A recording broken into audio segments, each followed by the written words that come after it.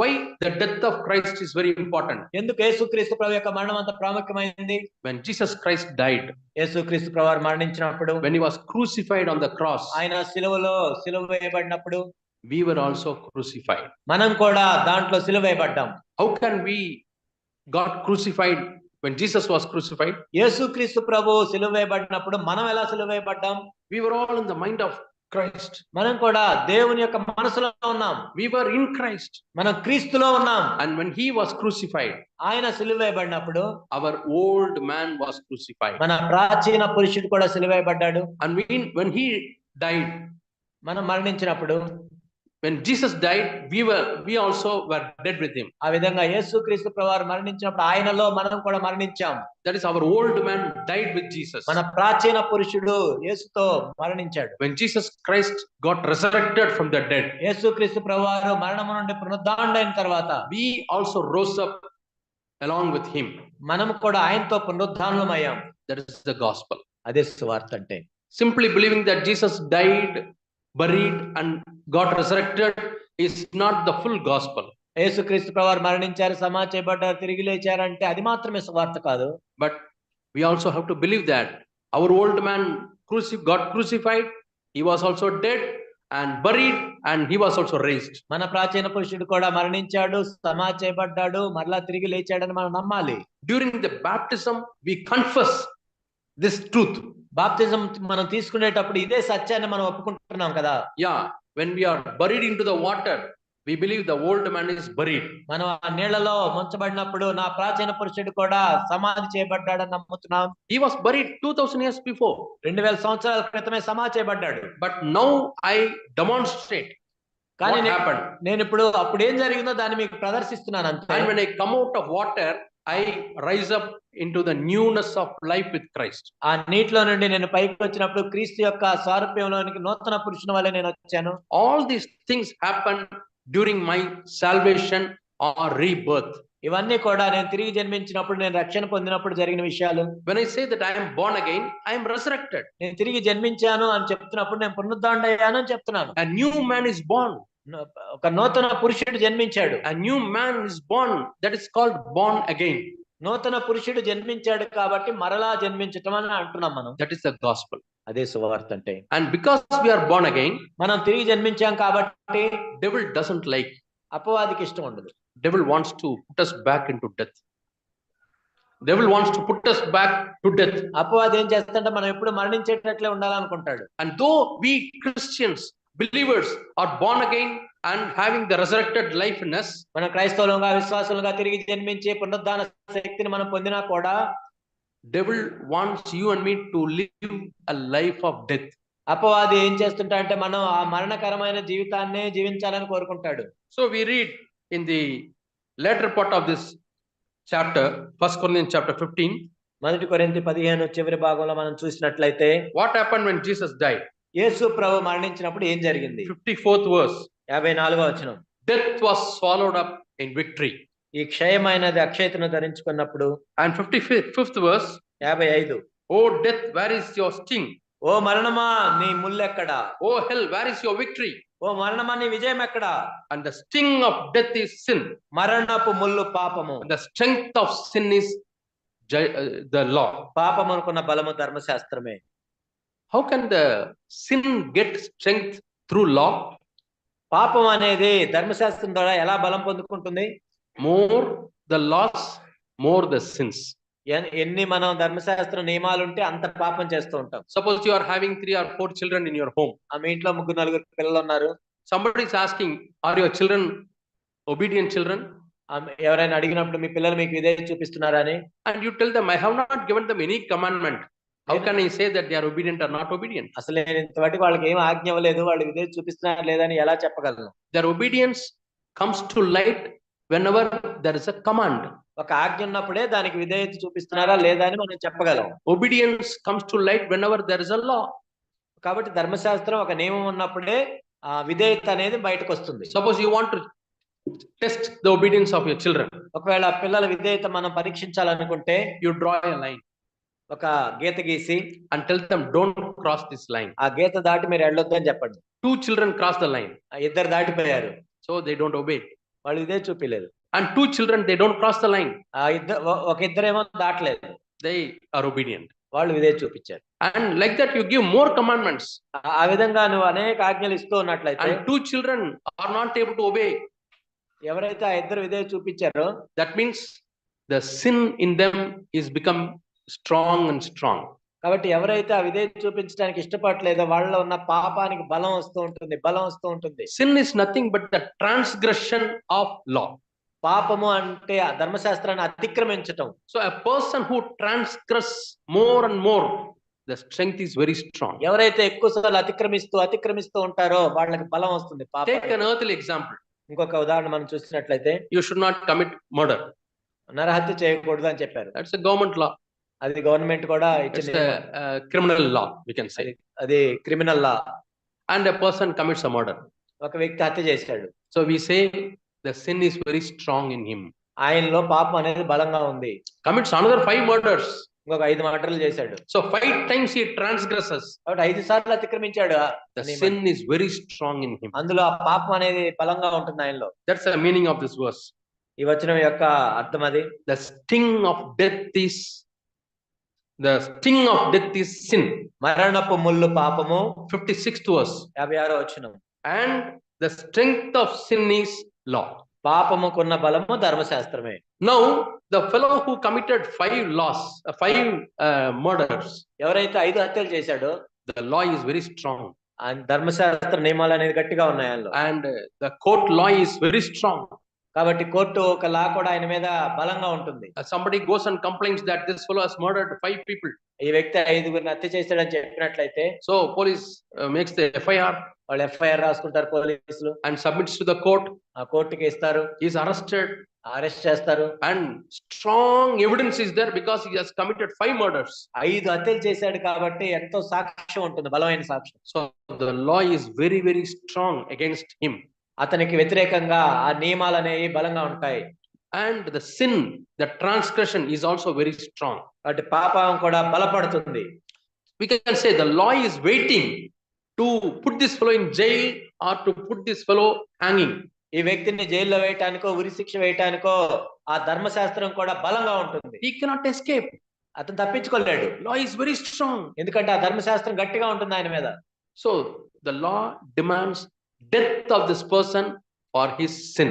ధర్మశాస్త్రం ఏం చేస్తుందంటే అతను చేసిన పాపం నిమిత్తము అతను చనిపోవాలని కోరుకుంటుంది. In the same way, అదే విధంగా the law was very strong, demanding death from every one of us for our transgression. కాబట్టి మనలో ఉన్న ప్రతి ఒక్క విషయంలో కూడా మనం అతిక్రమించే విషయాలకై ధర్మశాస్త్రం అనేది మనలో నుంచి కూడా మరణాన్ని కోరుకుంటుంది. The law is any soul which commits sin has to die. పాపము చేసే ఏ ఆత్మ అయినా మరణించాల్సిందే. And it happened to Adam and Eve. ఆదాము అవ్వల విషయంలో కూడా అదే జరిగింది. Yeah, God said the day you commit sin you will die. మీరు పాపము చేసిన దినమున మీరు చచ్చిపోతారు. The same law was against every one of us, waiting to put us to death. అదే ధర్మశాస్త్రము అవే నియమాలు ఏం చేస్తున్నాయంటే మనందరికి వ్యతిరేకంగా బలంగా ఉండి మనం మరణించేటట్లు చేస్తుంది. Or we can say the anger of God is against us. దేవుని యొక్క ఉగ్రత మనకు విరోధంగా ఉంది. It is because of the justice. ఎందుకంటే దేవుని యొక్క నీతిని బట్టి, న్యాయాన్ని బట్టి. Because of the righteous God. ఎందుకంటే దేవుడు నీతిమంతుడు కాబట్టి. Who cannot tolerate sin.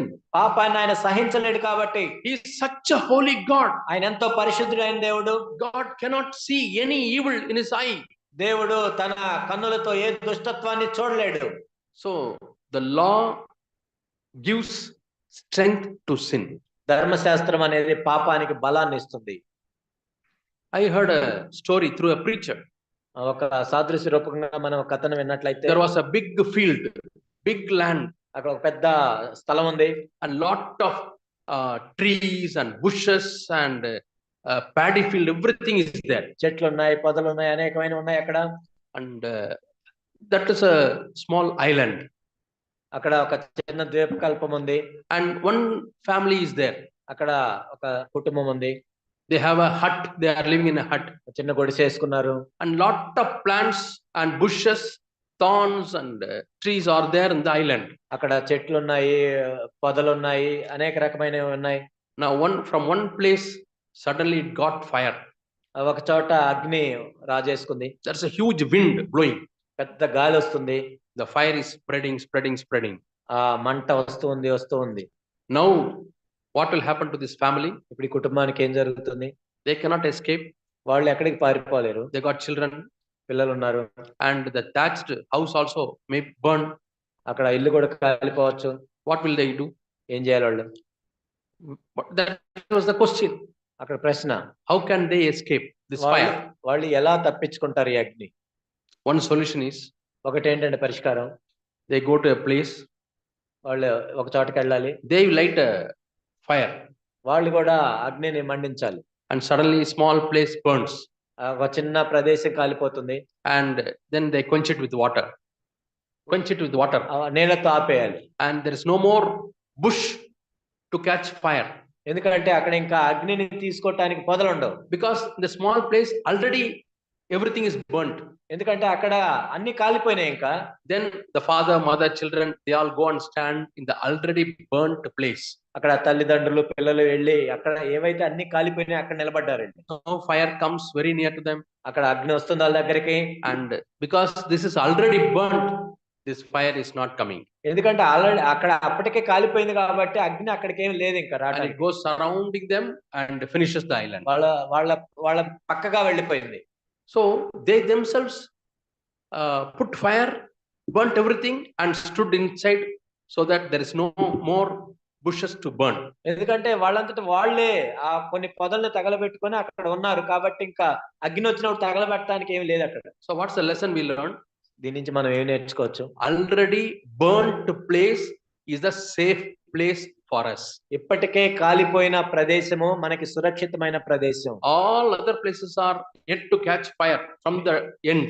మిగిలినవన్నీ కూడా ఒక చోట నుంచి ఏదో ఒక రోజు కాలిపోయే పరిస్థితి వస్తుంది.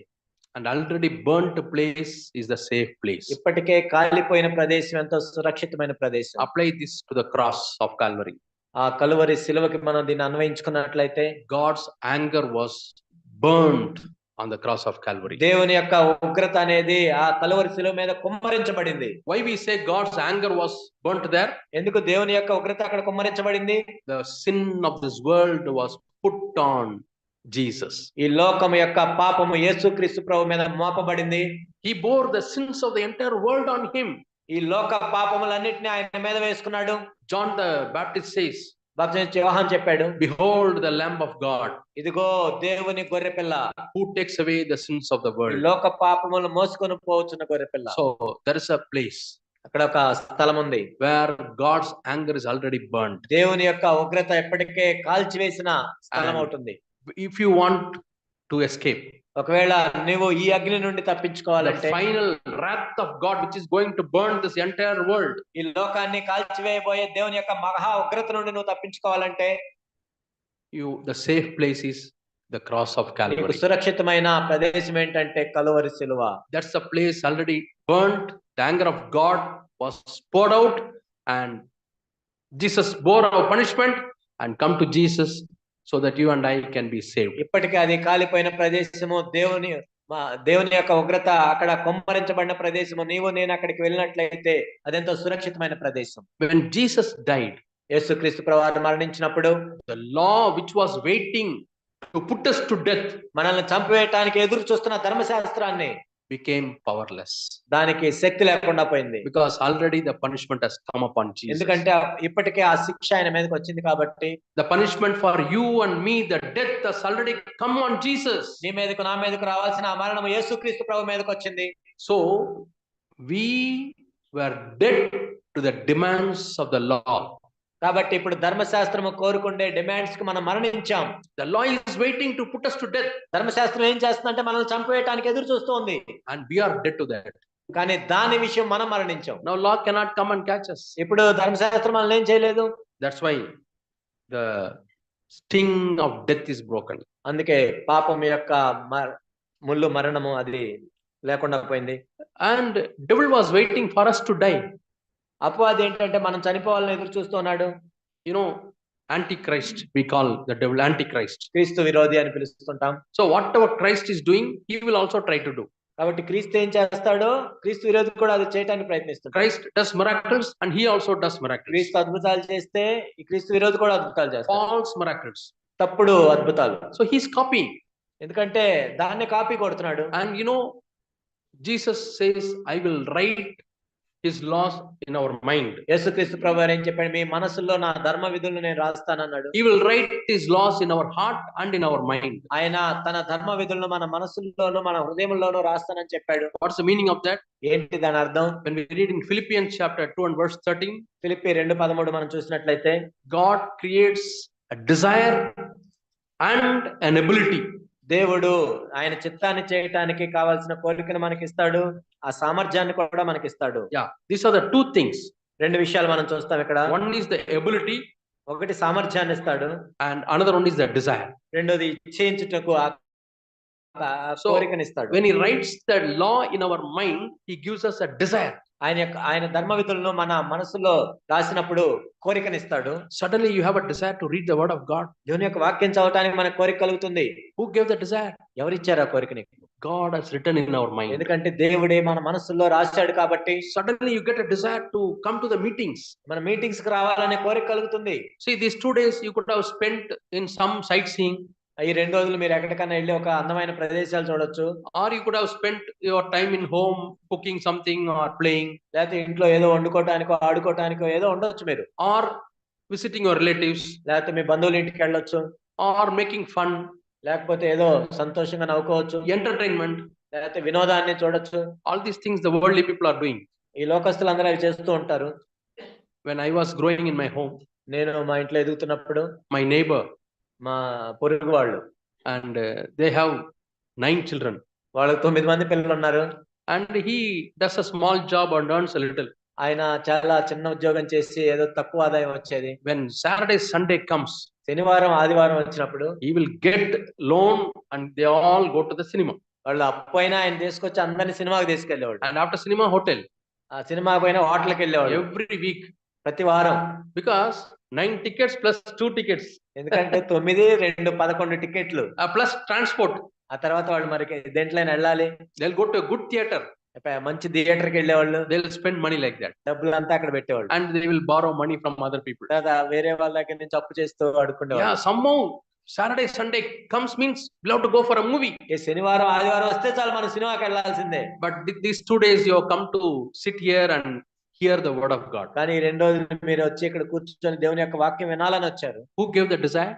ఎవరిచ్చారు ఆ కోరికని? God has written it in your mind. ఎందుకంటే దేవుడే మీ మనసులో రాశాడు. Some of you have traveled a long distance. కొంతమంది అయితే మీరు ఎంతో దూరం నుంచి వచ్చారు. Spending money. డబ్బులు ఖర్చు పెట్టుకొని వచ్చారు. Who gave the desire? ఎవరిచ్చారు ఆ కోరికను? God says, I have written that in your mind. మీ మనసులో నేనే రాశాను. So he has given us a desire. దేవుడే ఆ ఇచ్చేంచడానికి ఆ కోరికను ఇచ్చాడు. And you need the ability. ఆ సామర్థ్యాన్ని కూడా ఆయన ఇస్తాడు. That also he is giving. అది కూడా ఆయన ఇస్తాడు. He is giving us the strength to do it. దాన్ని చేయడానికి కావాల్సిన బలాన్ని ఆయన ఇస్తాడు. Or he is changing our nature of our heart so we are able to do it. ఎందుకంటే మన హృదయం యొక్క స్వభావాన్ని కూడా ఆయనే మారుస్తున్నాడు. You want to forgive somebody. నువ్వు ఎవరినైనా క్షమించాలనుకుంటే, You know, I have heard people telling, కొంతమంది ఇలా చెప్పడం విన్నాను. I cannot forgive. నేను క్షమించలేను.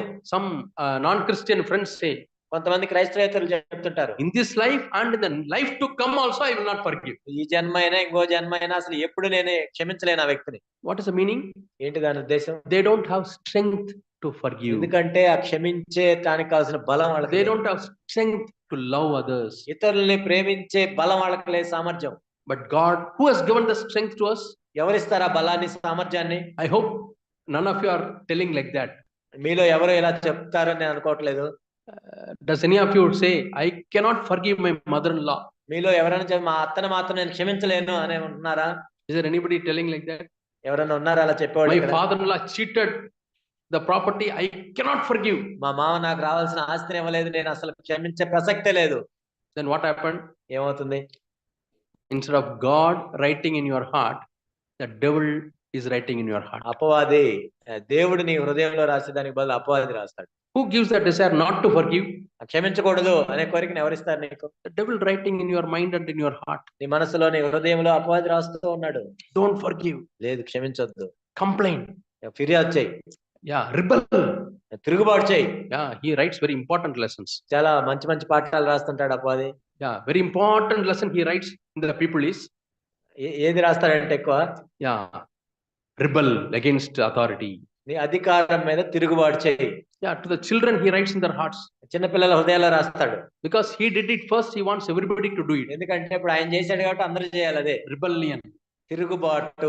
Another important lesson he wants to write is, ఇంకోటి ఆయన రాసే ప్రాముఖ్యమైనది ఏంటంటే, get offended. అభ్యంతరపడు. Get offended. అభ్యంతరపడు. He wrote in the heart of Judas.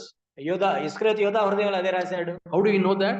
ఎలా తెలుసు మనకి? Yeah, Jesus says that already the devil has filled his heart. ఎందుకంటే అపవాది తనని నింపివేసెను. How devil fills his heart? అపవాది ఎలా నింపేశాడు తన హృదయాన్ని? By filling the heart with his writings. ఎందుకంటే తన హృదయం మీద రాస్తూ ఉంటాడు. Yeah, you get offended. నువ్వు అభ్యంతరపడు.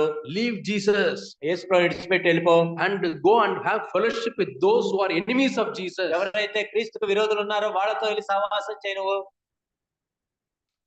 I heard the testimony of Brother Zach. నేను జాక్ గారి సాక్ష్యం ఒకసారి ఈ విధంగా విన్నాను. For some reason, he was thrown out of a particular church. ఒక ఏదో కారణాన్ని బట్టి ఒక సంఘం నుంచి ఆయన బయటకు పంపించబడ్డాడు. Because he was speaking about the Holy Spirit. Holy Spirit. పరిశుద్ధాత్మ గురించి ఆయన మాట్లాడాడు కాబట్టి. And he was speaking the truth. ఆయన సత్యం చెప్పాడు కాబట్టి. The truth which will set the people free. సత్యం మిమ్మల్ని స్వతంత్రులుగా చేయును. You see the work the devil has done, tremendous work the devil has done. చూడండి అపవాది ఏం చేశాడు అక్కడ.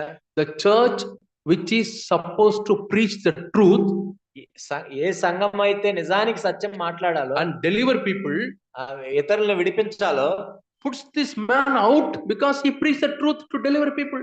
ఆ సత్యం ఆయన చెప్పాడు కాబట్టి ఆ సంఘం ఆయన బయటకు పంపించేసింది. That's a very sad state of our churches. కాబట్టి మన సంఘాల విషయంలో చూసినట్లయితే ఎంత విచారకరం. It is not only the devil who wants the people to be bound. అపవాది కేవలం మనుషులందరూ బంధించబడాలని కోరుకోవటం మాత్రమే కాదు. Some of the churches also want the people to be bound. అపవాదే కాదు, సంఘాలు కూడా కోరుకుంటున్నాయి అలా మనుషులందరూ బంధకాల్లో ఉండాలని. They don't want the people to hear the truth. ఎందుకంటే వాళ్ళు సత్యము వినాలని వీళ్ళు కోరుకోవట్లేదు. Devil started working thousands of years before. అపవాది ఎన్నో వేల సంవత్సరాల క్రితం ప్రారంభించాడు ఈ పని. You know, people, there are godly people who wanted others to read the word of God. ఎవరైతే దైవజనులు కోరుకుంటున్నారు దేవుని యొక్క వాక్యం చదవాలని. There was a man called Tyndale.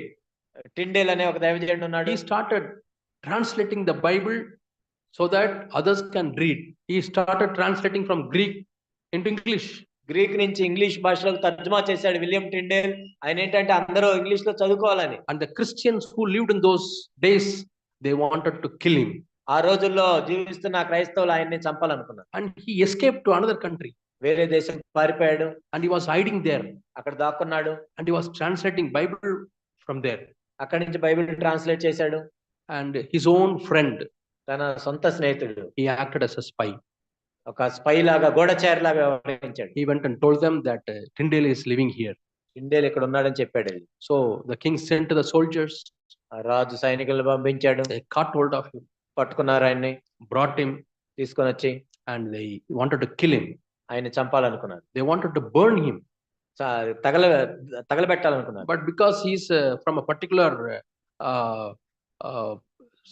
background, they don't want to burn him. So they cut his head and then burnt him.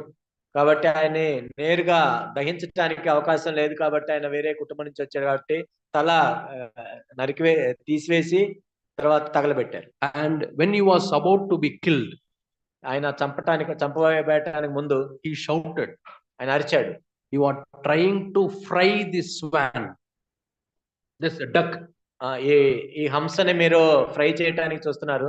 and another strong bird will come which will proclaim the truth. తర్వాత ఒక పెద్ద పక్షి వచ్చి సత్యాన్ని ప్రకటిస్తుంది. He referred to Martin Luther. ఆ తర్వాత Martin Luther గురించి చెప్పాడు ఆయన. So those days, because they wanted the people to be delivered by reading the truth, the churches put such people to death. సత్యము తెలుసుకోవాలని వాళ్ళు కోరుకున్న కారణాన్ని బట్టి సంఘాలు ఏం చేశాయంటే వాళ్ళని చంపేశాయి. Many churches were there where the people said you should not read the Bible. అనేక సంఘాల్లో అప్పుడు నువ్వు బైబిల్ చదవకూడదని చెప్పేవాళ్ళు. And you know, in our own time, Brother Zach was put out of the church because he preached the truth. ఎందుకంటే మనం జీవిస్తున్న దినాల్లో కూడా జాక్ గారు ఒక సంఘం నుంచి పంపించి వేయబడ్డాడు, ఎందుకంటే సత్యం చెప్పినందుకు. If he had compromised, he would have become a great leader in the church. ఒకవేళ ఆ రాజీ పడి ఉంటే ఆ సంఘంలో ఏదో పెద్ద నాయకుడు అయ్యేవాడు, But he didn't choose that. కానీ అది ఏర్పరచుకోలేదు. What I wanted to say is, అప్పుడు నేను ఏం చెప్పదలుచుకున్నానంటే, at that time, many people who left the church, who became the enemies of the church, they all came to Brother Zach. ఎవరైతే ఆ సంఘం నుంచి బయటకు వెళ్ళిపోయారో, ఆ సంఘానికి శత్రువులుగా మారారో, జాక్ బ్రదర్ దగ్గరికి వచ్చారు. They said, we all joined together and formed a fellowship. కాబట్టి మనందరం కూడుకొని ఒక సహవాసం ప్రారంభిద్దాం అనుకున్నాం. People who left because of bitterness, ఎందుకంటే ఒక ద్వేషాన్ని బట్టో, people who left because of rebellion, తిరుగుబాటును బట్టో, because of something else, ఏదో కారణాన్ని బట్టి they all wanted to join. వాళ్ళు వచ్చి చేరాలనుకున్నారు. But he was a man of God. ఆయన దైవజనుడు. He said, on that basis, I will not join you. కాబట్టి ఏదో ఆ కారణాన్ని బట్టి నేను మీతో కలవను. I will join with the wholehearted people who want to be disciples. ఎవరైతే శిష్యులుగా ఉండదలుచుకున్నారో ఆ కారణాన్ని బట్టే వాళ్ళతో నేను That is ఐక్యపడతాను. one of the characters of God, దేవుని యొక్క లక్షణం అది. and he had that. ఆయన అది కలిగి ఉన్నాడు. In my own church, మా సంఘంలో some people left our church, కొంతమంది మా సంఘం నుంచి వెళ్ళిపోయారు. and another place, ఇంకో- CFC, ఇంకో చోట CFC some people have left, కొంతమంది వెళ్ళారు. and in another place, ఇంకో చోట elders got offended, ఎల్డర్స్ అభ్యంతరపడ్డారు. they left the church. వాళ్ళ సంఘాన్ని Now విడిచిపెట్టారు. they all joined together and have a conference. ఇప్పుడు వాళ్ళందరూ కలిసి ఒక కాన్ఫరెన్స్ పెట్టుకున్నారు. Who joins them? వాళ్ళని కలిపింది ఎవరు? Is it God? దేవుడా? No. లేదు. So, what is the basis you want to join and you want to have fellowship? కాబట్టి మనం కలిసి ఉండటానికి, సహవాసం చేయడానికి ఆధారం ఏంటి? So, the devil wants to write అపవాది మనలో రాయాలనుకుంటాడు. rebellion. తిరుగుబాటు. So, he told Judas, you go and join the rebellious people Israel యోధాతో చెప్పాడు, వెళ్ళి తిరుగుబాటుదారులతో కలు. who are against God and against Jesus, వాళ్ళు దేవునికి విరోధంగా ఉన్నారు, క్రీస్తుకు విరోధంగా ఉన్నారు, who wanted to kill Jesus. క్రీస్తుని చంపడానికి ప్రయత్నిస్తున్నారు. So, Judas joined them. Israel యోధా వెళ్ళి వాళ్ళతో చేతులు And కలిపాడు. he also started bargaining, negotiating the price for the blood of Jesus. కాబట్టి యేసుక్రీస్తు ప్రభు రక్తానికి మీరు ఎంత చెల్లిస్తారు అనే బేరం మాట్లాడుకుంటున్నాడు. In the Lord's Supper, the Last Supper, ప్రభు యొక్క చివరి రాత్రి భోజనంలో Jesus broke the bread and gave to them. యేసుక్రీస్తు ప్రభు రొట్టె విరిచి వాళ్ళకి ఇచ్చాడు. Judas also got it. ఇస్కరియోతు యోధా కూడా తీసుకున్నాడు ముక్క. And this is the wine which represents the blood of my new covenant. కాబట్టి ఇది నా కొత్త నిబంధన రక్తము. And please drink from this wine. కాబట్టి He drinks the wine which represents the blood of Jesus Christ. ఇక్కడ యేసుక్రీస్తు ప్రభు రక్తానికి సాదృశ్యంగా ఉన్న ద్రాక్షరసం తాగుతూ, And immediately he goes out వెంటనే బయటకెళ్ళి and fixes the price for the blood of Jesus. యేసు ప్రభు యొక్క రక్తం కోసం బేరం ఆడుతున్నాడు. 30 silver coins. 30 వెండి నాణేలు. Even now the devil is writing in the hearts of the people. కాబట్టి అపవాది మనుషుల యొక్క హృదయాల్లో రాస్తూ ఉన్నాడు ఇప్పుడు కూడా. People give their hearts. You want what?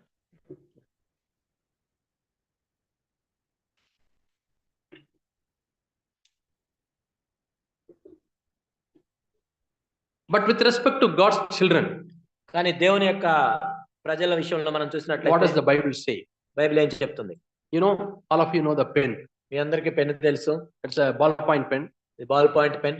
Sometimes, no, when we write and use the pen, it falls like this. కొన్నిసార్లు మనం రాస్తున్నప్పుడు ఇలా పడుతుంది. When it falls from a distance, what happens? మన దూరం నుంచి పైనుంచి పడితే ఏమవుతుంది? The tip breaks. ఆ టిప్ అనేది విరిగిపోతుంది. The tip gets damaged. ఆ టిప్ అనేది డ్యామేజ్ అయిపోతుంది. Then you write, it is not writing. నువ్వేమి రాసినా అక్కడ ఏమి రాయదు. In those days, we used to have ink pen. ఆ రోజుల్లో మనం ఇంకు పెన్నులు వాడేవాళ్ళం. Present children don't know about the ink pen. ఇప్పుడు పిల్లలకి ఇంకు పెన్నుల గురించి తెలియదు. And we go to a shop, shop కి వెళ్ళి we give this pen, pen ఇస్తాం. you will get 5 paisa, 5 పైసలు ఇచ్చేవాళ్ళం. takes a ink filler ఆ ఇంకు ఫిల్లర్ తీసుకొని and few drops of ink. కొంచెం ink నింపేవాళ్ళు. For 2 or 3 days, we use it in the school. 2-3 రోజులు రాస్తాం స్కూల్లో. Again, we go there. మళ్ళీ వెళ్ళాలి. Yeah, morning there will be heavy rush with the pen. ఉదయం చూసిన పిల్లలందరూ పెన్నులు పట్టుకొని ఉంటారు. Sometimes this pen also falls down and there is a nib and that breaks. కొన్నిసార్లు ఆ పెన్ను ఉంటే పాళీ ఉంటుంది, దానికి ఆ పాళీ విరిగిపోతుంది. Can you write it? నువ్వు రాయొచ్చా? దాంతో రాయగలవా? When the nib is broken, you cannot write. ఆ పాళీ విరిగిపోతే మనం రాయలేదు. Suppose there is a king ఒక రాజు ఉన్నాడు. and he wants to sign an important law. ఆయన ఏదో ఒక పెద్ద నియమం, ఒక రూల్ మీద సంతకం పెట్టాలనుకున్నాడు. So his secretaries, they type all the law in the bond paper or documentation paper, secretary అన్ని బాండ్ పేపర్ మీద రాశాడు, అన్ని నియమాలన్నీ రాశాడు. and it has come to the king's table. రాజు దగ్గరికి వచ్చింది అది. All the Jews have to be killed. ఆ యూదులందరూ చంపబడాలి. And I'm telling an example. నేను ఒక ఉదాహరణ చెప్తున్నాను. And he takes a pen. Pen తీసుకున్నాడు. The tip is broken. అక్కడేమో టిప్ విరిగిపోయింది. Will he be able to sign? సంతకం పెట్టగలడా? Sign, no. నేను సంతకం పెడతాడు. And people are asking, what happened to the rule? మరి రూల్ ఉంది కదా అంట. No, king's pen is broken. Tip is broken. He cannot use it. King pen అదే tip విరిగిపోయింది. So this law is not having any power. కాబట్టి ఇప్పుడు ఈ లా మన మీద ఎటువంటి ప్రభావం చూపేదు. Pen may be very beautiful. ఆ పెన్ను చూడటానికి బాగుండొచ్చు. It has got spring mechanism. ఆ స్ప్రింగ్ అంతా ఉండొచ్చు. And beautiful color. మంచి రంగు ఉండొచ్చు. The tip is broken. It's useless. కానీ ఆ టిప్ విరిగిపోతే అది రాయేది ఇంకా. Oh death, where is your sting? ఓ మరణమా నీ ముల్లెక్కడా? So death cannot write his laws in our hearts. కాబట్టి మన హృదయాల్లో మరణం అనేది రాయలేదు ఇంకా. We can rejoice. మనం సంతోషించొచ్చు. When somebody wants to write in your heart, don't forgive. కాబట్టి ఎవరైనా మీ హృదయం మీద రాస్తూ ఉన్నప్పుడు, commit this sin, ఈ పాపం చెయ్యి అన్నప్పుడు, scold this person, ఈ వ్యక్తిని తిట్టు అన్నప్పుడు, or be a slave to this sin, లేకపోతే పాపానికి దాసుడుగా ఉండు అని రాసినప్పుడు, what you should do? నువ్వేం చేయాలి? Tell this verse. ఈ వచనం చెప్పొచ్చు. Hey devil, you may have a beautiful pen. అపవాది నీ దగ్గర ఏదో మంచి పెన్ ఉండొచ్చు. But tip is broken. కానీ నీ టిప్ విరిగిపోయింది. You cannot write. నువ్వేం రాయాలనుకున్నా. You may threaten me with a typed paper, deed paper. నువ్వేదో పేపర్ టైప్ చేసి నన్ను భయపెట్టొచ్చు. But your sign is not there. కానీ సంతకం లేదు అక్కడ. Because the death tip is broken. ఎందుకంటే ఆ మరణం యొక్క ముళ్ళు విరిగిపోయింది. That's what we read in 1 Corinthians chapter 15 and verse 55. మొదటి కొరింథీ 15:55లో అదే చదువుతాం మనం. Oh death, where is your sting? ఓ మరణమా నీ ముల్లెక్కడా? We should say, oh spiritual death, where is your sting? ఓ ఆత్మ సంబంధమైన మరణమా నీ ముల్లెక్కడా? You cannot write your death in my life. ఎందుకంటే నా జీవితంలో మరణాన్ని నువ్వు రాయలేవు. My heart is open for Jesus to write. నా హృదయం యేసుక్రీస్తు ప్రభువు రాయాలని నేను తెరిచి ఉన్నాను. You are threatening me, but you cannot write anything in my heart. నన్ను బెదిరిస్తున్నావు కానీ నువ్వేం చేయలేవు. Another way of telling is, ఇంకో విధంగా చెప్పాలంటే, you know, there's a sting for the serpent. మనం పాము చూసినట్లయితే, yeah, it has got a sting. సర్పానికి కూడా ఒక ముళ్ళు ఉంటుంది. When it stings like this, అది ఎప్పుడు కాటు వేసినప్పుడు కోరలు, poison goes into our blood. మనకు ఆ విషయం అనేది లోపలికి వెళ్తుంది. But some snakes, they remove the tooth. ఆ కొన్నిటినైతే ఆ కోరలు తీసేస్తారు. After removing it, you need not be afraid. ఆ కోరలు తీసేసిన తర్వాత మనం భయపడాల్సిన పని లేదు. Even if it stings 10 times, no death will go into our body. 10 సార్లు కాటు వేసినా ఏం జరగదు మనకి. Because the tooth is plucked.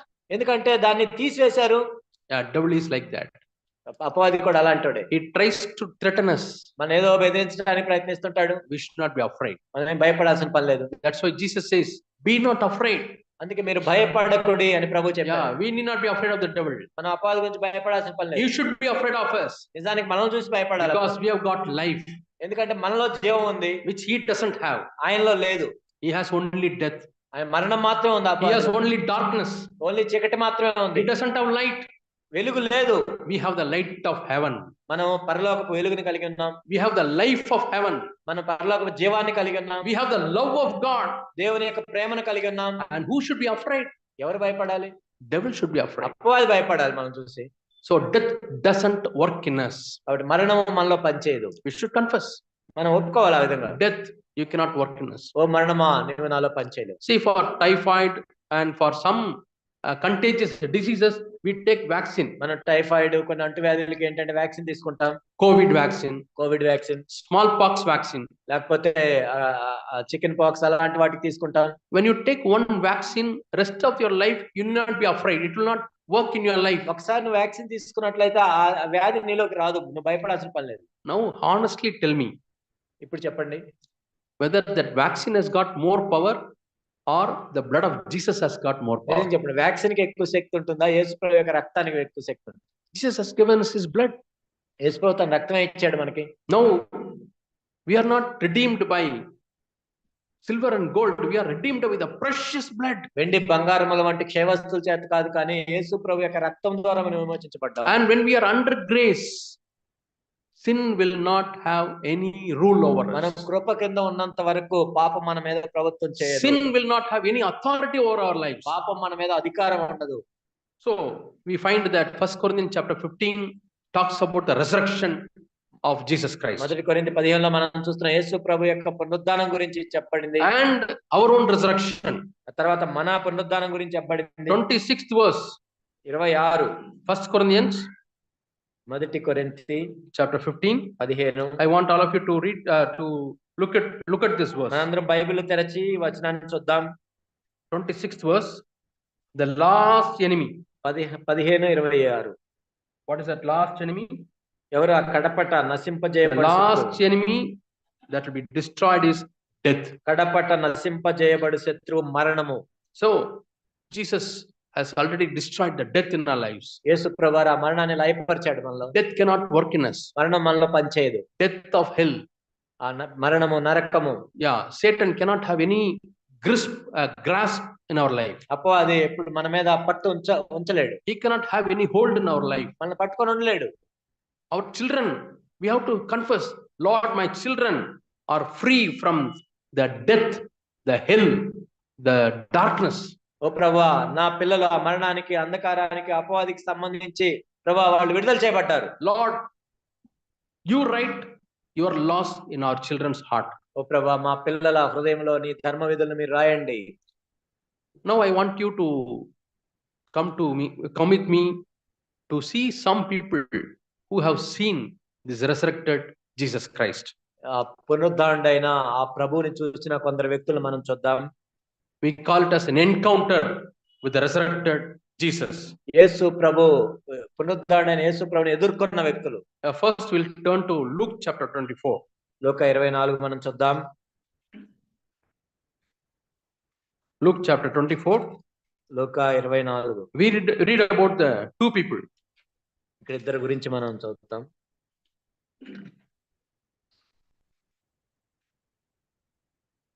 They were walking from Jerusalem to their Emmaus. యెరూషలేము నుండి ఎమ్మాయి మార్గమున వెళ్తూ 13th verse we read.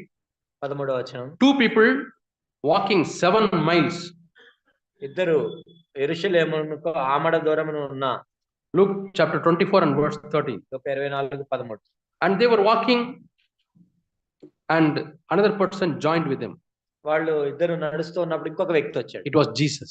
ఆయన యేసు ప్రభు. But they didn't know it was Jesus. కానీ వాళ్ళు గుర్తుపట్టలేదు యేసు ప్రభు అని. Yeah, maybe they look like Ravindra. ఆయన వేరే విధంగా ఉండొచ్చు. Or some other brother like that. అయితే ఇంకో సహోదరుడు. So the two disciples were walking. వాళ్ళిద్దరు నడుస్తా ఉన్నారు. Somebody also joined. ఇంకొకరు కూడా వచ్చారు. And that person is asking, ఆ వ్యక్తి అడుగుతున్నాడు, why your faces are very dull? మీరు ఎంత విచారంగా ఉన్నారు, దిగులు పడుతున్నారు. Why? 17th verse. 17వ వచనం. What kind of discussion is this you are having as you are very sad? ఎందుకు మీరు ఇంత దుఃఖపడుతున్నారు? ఏం జరిగింది అసలు? And see, the entire town is talking that Jesus died. ఏంటి ఈ పట్టణం అంతా చెప్పుకుంటున్నారు కదా యేసు ప్రభు చనిపోయాడని, నీకు తెలీదా? And another news is also spreading that he got resurrected. ఆయన మరలా తిరిగి లేచాడని కూడా అందరూ చెప్పుకుంటున్నారు. Mary Magdalene and the disciples saw. మగ్దలేన Mariya వాళ్ళు చూశారు, శిష్యులు చూశారు. Are you a stranger? ఏం నువ్వేమన్నా, నీకు తెలీదా? Are you living in this country? అసలు ఇక్కడే ఉన్నావా? Are you living in this city? అసలు ఈ పట్టణం వాడివేనా నువ్వు? Don't you know what is happening? ఏం జరుగుతుందో కూడా నీకు తెలీదా? And yeah, what happened? Tell me.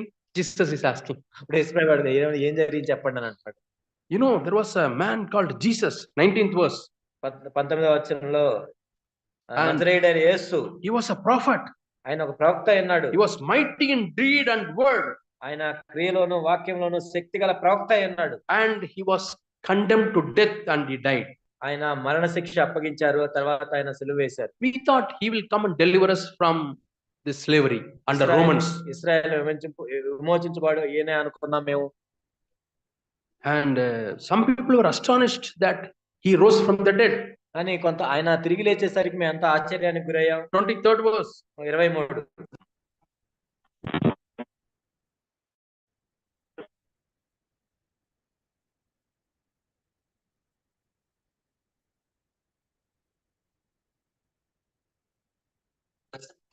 పాఠం నేర్చుకుంటాం మనం. Theoretically, you may know that Jesus rose from the dead. మనం చెప్పుకోవటానికి యేసు ప్రభు తిరిగి లేచాడని మనం నమ్మొచ్చు. You heard Peter telling, you heard Mary Magdalene telling, and you heard people in Jerusalem telling. పేతురు చెప్పాడు, మగ్దలేనే మరి చెప్పారు, యెరూషలేములో ఎవరో చెప్పారు, అందరూ చెప్పుకుంటున్నారు. See, 24th verse, they did not see him in the grave. మాతో కూడా ఉన్న వారిలో కొందరు సమాధి ఆ స్త్రీలు చెప్పినట్టు కనుగొనిరి. Is it possible? సాధ్యమా ఇది? You hear a message మీరు ఒక వర్తమానం విని that Jesus rose up from the dead. యేసు ప్రభువారు పునరుద్ధానుడయ్యాడు. He has abolished death. ఆ మరణాన్ని నశింపజేశాడు. He has overcome hell and death. ఆయన నరకాన్ని మరణాన్ని జయించాడు. And still your face can be sad. ఇప్పటికీ ఎంతో దుఃఖముఖులై ఉన్నాం. Why? ఎందుకు? They know in their mind that Jesus rose from the dead. వాళ్ళకేదో మనసులో తెలిసి యేసు ప్రభు తిరిగి లేచాడు. But it is not in their heart. కానీ వాళ్ళ హృదయంలో తెలియదు. Their heart says still that Jesus did not rise. వాళ్ళ హృదయం ఏం చెబుతుందంటే ఆయన తిరిగి లేచి ఉండలే అనుకుంటున్నారు. Mind says, yes, I listened to Peter and other disciples telling that Jesus rose from the dead. వాళ్ళ బుద్ధి ఏం చెప్తుందంటే పేతురు చెప్పాడు, ఇంకొకరు చెప్పారు తిరిగి లేచి ఉంటాడులే అనుకుంటున్నారు. But this heart doesn't believe that. కానీ హృదయం నమ్మట్లా. Yes, my dear brothers and sisters, నా ప్రియ సోదరి సోదరులారా, you may hear the new covenant truth. మనం ఏదో కొత్త నిబంధన సత్యాలు వినుండొచ్చు. You may hear that sin will not have any rule over you. పాపం మీ మీద ప్రభుత్వం చేయదని మీరు వినుండొచ్చు. It may be only in your mind. కేవలం మన మనసులోనే బుద్ధిలో. Yes, I heard this brother telling, that brother telling, this sister telling. Yeah, I heard. అవును, ఆ బ్రదర్ చెప్పాడు, ఈ బ్రదర్ చెప్పాడు, ఆ సిస్టర్ చెప్పింది వినొచ్చు. I read these things in the books. అదే పుస్తకంలో చదివాను. But in your heart, it's only old covenant. కానీ నీ హృదయంలో ఎంతో పాత నిబంధన ఉంది. Struggling to lead a Christian life. ఇలా క్రైస్తవ జీవితం జీవించడానికి ప్రయాసపడుతూ ఉన్నాం. Struggling to overcome lust in the eyes.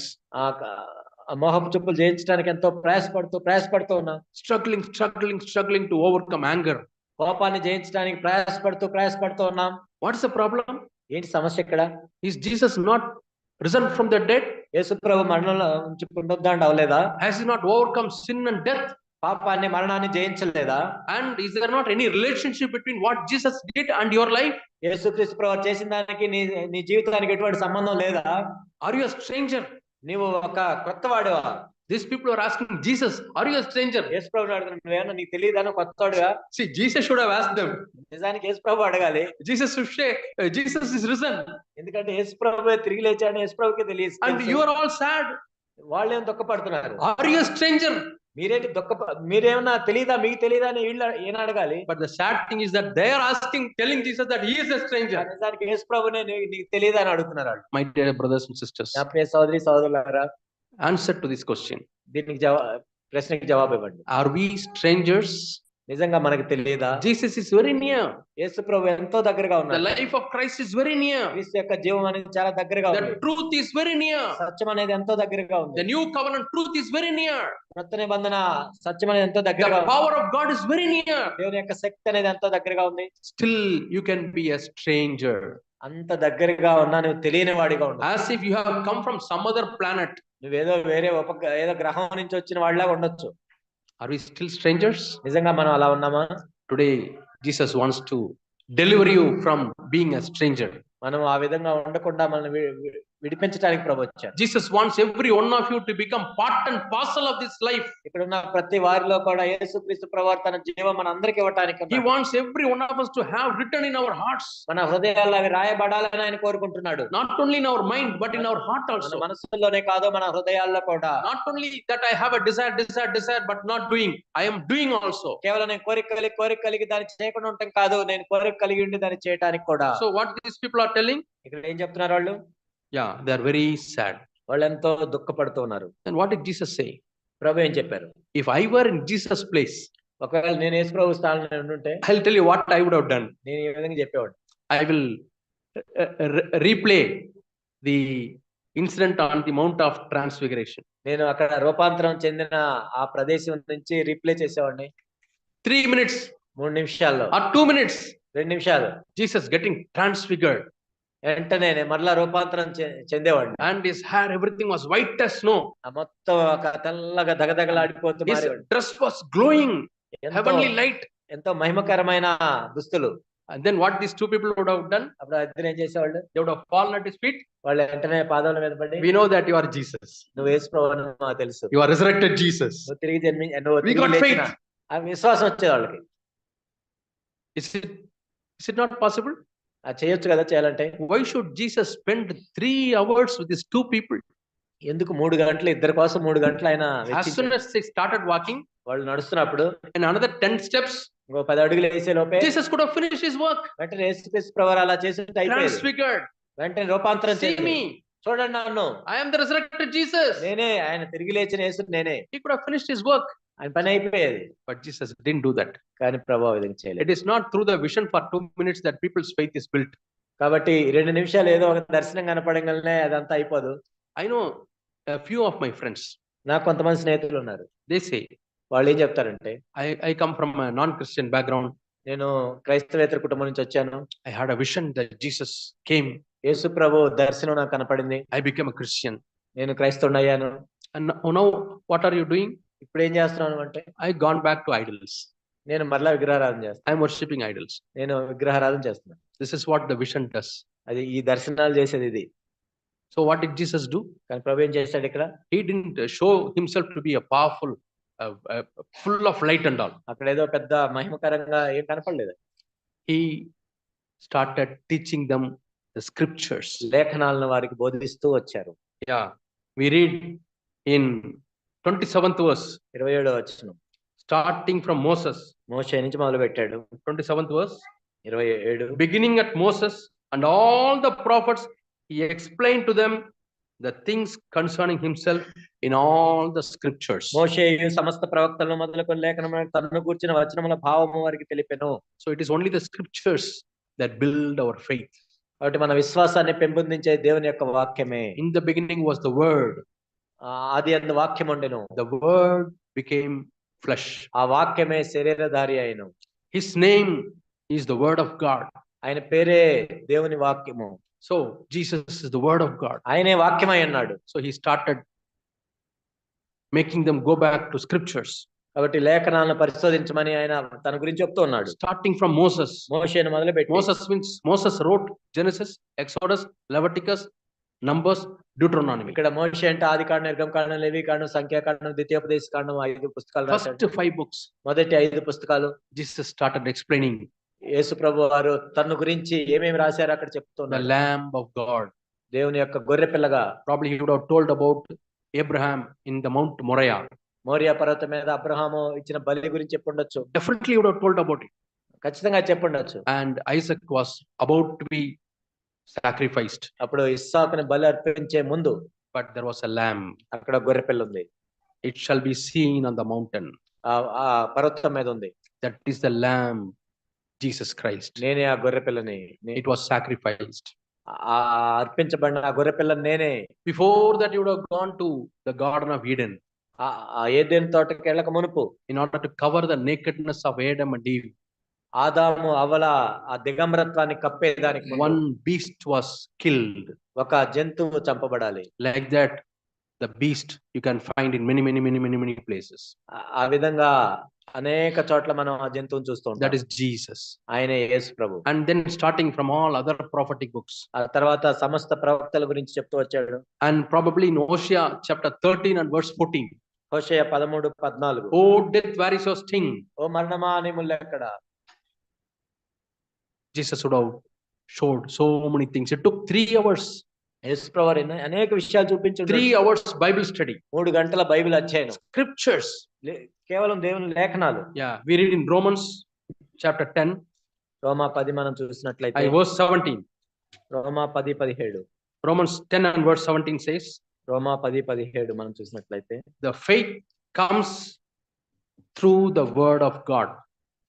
విశ్వాసము దేవుని యొక్క క్రీస్తును గురించిన మాట వలన కలుగును. My dear brothers, నా ప్రియ సహోదరి సహోదరులారా, the encounter of Jesus with Thomas, యేసుక్రీస్తు ప్రభువారు, not Thomas, the Cleophas. యేసుక్రీస్తు ప్రభువారు క్లెయోఫాని మనం చూసినప్పుడు, people say it is Cleophas and his wife. చాలా మంది ఏమంటారంటే క్లెయోఫా తన భార్య అయి ఉండొచ్చు. Two people. ఆ ఇద్దరు క్లెయోఫా తన భార్య. They came from Jerusalem, they went to Emmaus. యెరూషలేము నుంచి అమ్మాయికి వెళ్తున్నారు వాళ్ళు. And Jesus is telling them the scriptures. యేసు ప్రభువారు లేఖనాలను చెప్తూ ఉన్నారు. There is no shortcut to know Jesus. యేసు ప్రభువుని తెలుసుకోవాలంటే ఏదో వెంటనే అయిపోయేదే ఉండదు. There is no shortcut to receive the faith. విశ్వాసం పొందుకోవాలంటే ఏదో వెంటనే జరిగే ఉండవు. Are you going to the scriptures? లేఖనముల వైపు చూస్తున్నామా? Where is the place for scriptures in your home? మీ ఇంట్లో లేఖనాలకు ఉన్న ప్రాముఖ్యత ఏంటి? Recently we had a youth camp in Tamil Nadu. తమిళనాడులో మేము యవనస్తుల కూడికను కలిగి ఉన్నాం. Nearly 850 young people attended the camp. 850 మంది యవనస్తులు వచ్చారు దానికి. There was a skit in the camp. అక్కడ స్కిట్ వేశారు. So one pastor is coming to a house. ఒక పాస్టర్ ఇంటికి వస్తున్నాడు. And he is asking, can you bring the Bible? We'll read the Bible. Bible తీసుకొని రండి చదువుదాం అన్నారు. The boy is searching. ఎత్తుకుతున్నాడు బైబిల్ ఎక్కడ ఉంది. And mother is telling, hey, go and see this shelf, that almara. Who kept the Bible? Where is the Bible? తల్లి అక్కడ చూడు, ఎక్కడ చూడు, అల్మారాలు చూడు అని చెప్తుంది. And finally they succeeded in finding out the Bible. మొత్తానికి వెతికితే ఒక బైబిల్ కనపడింది. And they bring the Bible. వాళ్ళు బైబిల్ తీసుకొచ్చారు. And they do like this. దుమ్ము దులిపారు. Lot of dust going. ఎంతో దుమ్ము పోతుంది. Life should come out of this Bible. ఆ జీవితం నుంచి బైబిల్ చూస్తే dust is coming. ఆ బైబిల్ నుండి జీవం రావాలి కానీ దుమ్ము వస్తుంది. Where is the Bible in your place? ఎక్కడ ఉంది బైబిల్? నీ In స్థానం your home. మీ ఇంట్లో బైబిల్ కి స్థానం ఎక్కడ? Where is the word of God in your life? దేవుని యొక్క వాక్యానికి మన హృదయంలో స్థానం ఎక్కడ? Is it in your heart? నీ హృదయంలో ఉందా? David says, I have hid your word in my heart so that I don't sin. దావీదు చెప్తున్నాడు, నేను పాపము చేయకుండాట్లు నీ వాక్యము నేను భద్రపరచుకొని ఏంటి నా హృదయంలో. The word of God is the strong hammer which can break the stone, rocks. దేవుని యొక్క వాక్యము సుత్తి వంటిది, అది బండరాళ్లను కూడా పగలగొట్టగలదు. Some of the parts of your heart are very hard. మన హృదయంలో కొన్ని భాగాలు ఎంతో గట్టిగా ఉంటాయి, బలంగా. This word of God is like a hammer. దేవుని యొక్క వాక్యము సుత్తి వంటిది. And this word of God is like a sword of the spirit. దేవుని యొక్క వాక్యం ఆత్మ ఖడ్గము వంటిది. Hebrews chapter 4 and verse 12 we read it is a two-edged sword. Hebrew 4:12 లో మనం చూస్తాం, రెండంచుల గల వాడి గల ఖడ్గము. What does it do in our lives? ఏం చేస్తుంది? It separates our thoughts and motives. మన తలంపుల్ని, ఉద్దేశాలని అది వేరు చేస్తుంది. Have you seen the mutton merchant, how he cuts the mutton? ఆ మటన్ ని ఎలా కట్ చేస్తారు మీరు చూసారా? He does like this. ఎలా తీసేస్తాడు? Separates the flesh from the bone. అక్కడ ఎముకల నుంచి ఆ మాంసాన్ని తీసేస్తాడు. You go and say, I want half kg bone. నాకేమో హాఫ్ కేజీ బోన్ కావాలంటే, for making soup. సూప్ చేసుకోవాలని He separates. దాన్ని వేరుపరుస్తాడు. And you know that knife has got sharpness on both sides. ఆ కత్తిని మనం చూస్తే రెండు పక్కల వాడిగలగా ఉంటుంది. అది Word of God is like that. దేవుని యొక్క వాక్యం అలా ఉంటుంది. What is the thought that is coming in your flesh? కాబట్టి నీ శరీరంలో నుంచి ఎటువంటి తలంపులు వస్తున్నాయి? What's the thought that comes from your spirit? నీ ఆత్మలోంచి ఏ తలంపులు వస్తున్నాయి? It separates. వేరుపరుస్తుంది. The word of God is like a honey. దేవుని యొక్క వాక్యము తేనె వంటిది, very sweet. ఎంతో మధురంగా ఉంటుంది. The word of God is compared to so many other things. దేవుని యొక్క వాక్యము అనేక వాటితో పోల్చబడింది.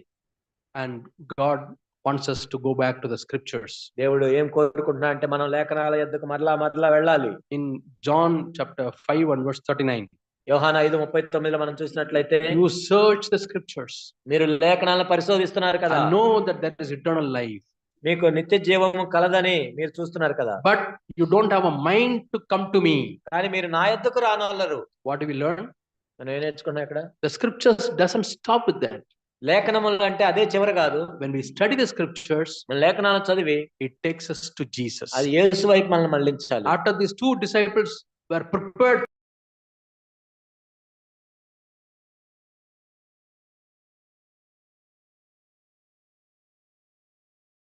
they knew, we saw Jesus. మేము యేసును చూసాం. But Jesus never revealed himself before they understood the scriptures. కానీ వాళ్ళు లేఖనాలు అర్థం చేసుకున్న దాకా ప్రభు తను తాను ప్రత్యక్షపరచుకోలేదు. Do you want to come to Jesus? నువ్వు ప్రభు దగ్గరికి రావాలనుకుంటున్నావా? Do you want to see Jesus? నువ్వు యేసుని చూడగోరుతున్నావా? Do you want to experience Jesus? యేసుని అనుభవించగోరుతున్నావా? Come to the word of God. దేవుని యొక్క వాక్యం దగ్గరికి రా. Come to the scriptures. లేఖనాల దగ్గరికి రా. My words are life and spirit. నా మాటలు ఆత్మను జీవమునై ఉన్నవి. In John chapter 6, Peter is telling, యోహాను 6లో పేతురు చెప్తున్నాడు, where shall we go, Lord? ప్రభువా మేము ఎక్కడికి వెళ్ళాలి? Words of eternal life are with you. నిత్య జీవపు మాటలు గలవాడవు నీవే. My dear brothers and sisters, నా ప్రియ సహోదరి సహోదరులారా, Jesus has given the words which will bring us eternal life. యేసుక్రీస్తు ప్రభువారు మనల్ని నిత్య జీవం తీసుకొని రావడానికి కావాల్సిన మాటలను ఆయన అనుగ్రహించాడు. And these words, they point to Jesus. ఈ మాటలన్నీ ఏం చేస్తున్నాయంటే యేసును చూపిస్తూ ఉన్నాయి. So one of the lessons we learned from the first encounter is కాబట్టి మనం మొట్టమొదట నేర్చుకుంది ఏంటంటే ప్రభు యొక్క పునరుద్ధానం the నుంచి importance of the scriptures, దేవుని యొక్క లేఖనాలకు కలిగిన ప్రాముఖ్యత, importance of the word of God. దేవుని యొక్క వాక్యానికి ఉండే విలువ, Meditate it day and night. దివారాత్రములు దాన్ని ధ్యానించాలి అని. Psalm 1, కీర్తనలు 1. then you shall be like a tree planted beside the waters, అప్పుడు నీటి కాలువల ఎవరైనా నాటబడిన చెట్టు వలె మనం ఉంటాం. giving fruit in season and out of season. ఎప్పుడు కూడా ఫలాలు ఇచ్చే చెట్టు వలె మనం ఉంటాం. May God help us. దేవుడు మనకు సహాయం చేయను గాక. We'll pray to God. ప్రార్థన చేసుకుందాం. Our Heavenly Father, మా ప్రియ పరలోకపు తండ్రి, we thank you for the resurrected Jesus Christ. ప్రభువా, క్రీస్తు పునరుద్ధానమైనందుకు వందనాలు తెలియజేస్తున్నాం. We thank you for the lessons that He has taught us. ఓ ప్రభువా, మాకు మీరు బోధించిన పాఠ్యాంశాలను బట్టి వందనాలు. Through the resurrection, He could say, "Oh death, where is your sting?" ఓ ప్రభువా, మీరు పునరుద్ధానం అవటం ద్వారా, ఓ మరణమా నీ ముల్లెక్కడ? We also today boldly confess, "Oh death, where is your sting?" ఓ ప్రభువా, మేము ధైర్యంతో ఒప్పుకుంటున్నాం, ఓ మరణమా నీ ముల్లెక్కడ? That death is not having any power over us. ఓ ప్రభువా, మరణం మా మీద ఎటువంటి ప్రభావం చూపలేదు ప్రభువా. That sin is not having any power over us. పాపంకు మా మీద శక్తి లేదు. Thank you, Lord, for the resurrected life. ఓ ప్రభువా, మీ పునరుద్ధాన జీవమును బట్టి వందనాలు Bless తెలియజేస్తున్నాం. all those who have come here. ప్రభువా, ఎవరైతే ఇక్కడికి వచ్చారో వారందరినీ మీరు జ్ఞాపకం చేసుకోండి. Strengthen them, Lord. వారిని ఆశీర్వదించండి, బలపరచండి. In Jesus' name we pray. యేసు నామములో ప్రార్థిస్తున్నాం తండ్రి. Amen. ఆమేన్. Amen.